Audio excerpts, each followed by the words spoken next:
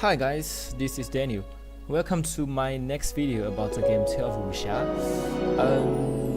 Based on previous videos, we had some discussions also with some friends regarding one buff of this game, which is very common.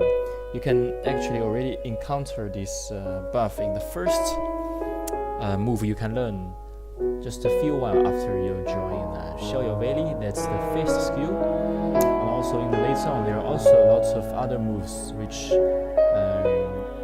gives you this possibility. For instance, the most strong move, which is the fingersword skill, also gives you this possibility.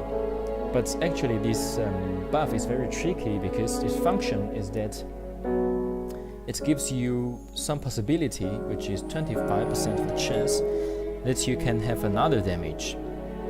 So the figures look like this.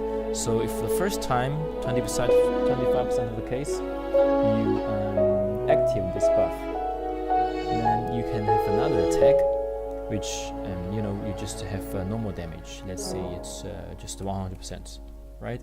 And if it's 75% of the case, then you will not activate this with this buff, but so in the next round you will have a buff around you, which is saying, okay, 25% of the chance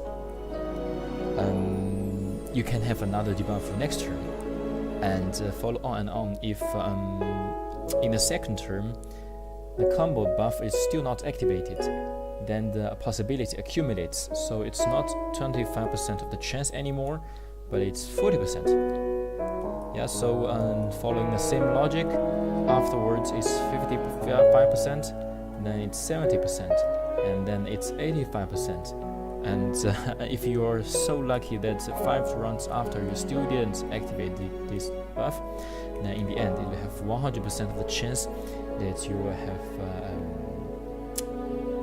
ability to have another attack in the next round. So the reason I'm making this video is that I want to show you guys what's the damage point for this buff. For instance, for the fingersword skill, okay, the first skill is have the function ignore, and also gives you the combo buff, while the second skill seems stronger, but actually you can only use it once. So you're maybe confused how much is extra damage that this buff actually gives you. So here's the following.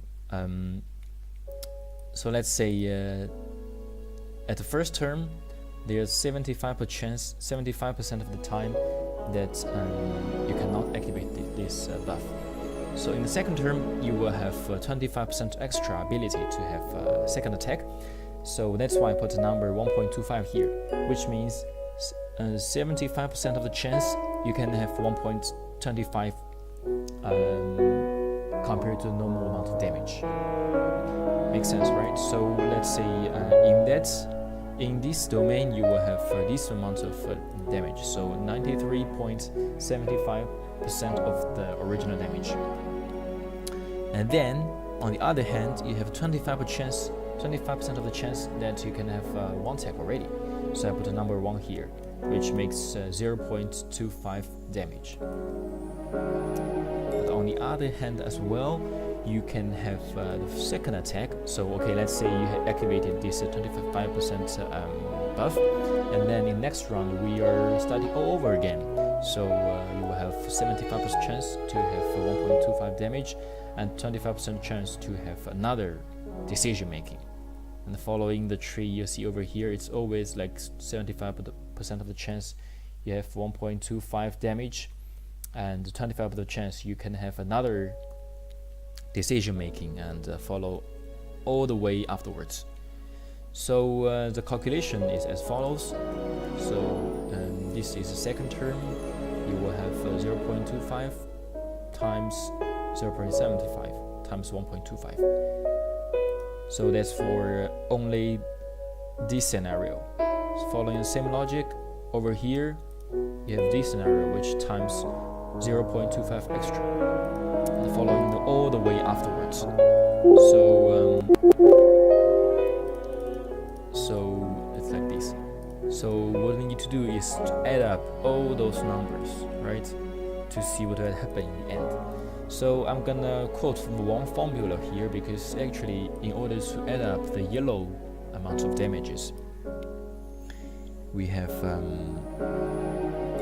so the first one is this 0.25 times 0.75 times 1.25, and then all the other rest of the items, it's 0.25 multiplier.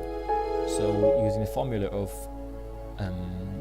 if you have a series which is a1 plus a times a1 plus 2 times a times a1 plus 3 times a plus times a1, etc., following the unlimited number of a times a1.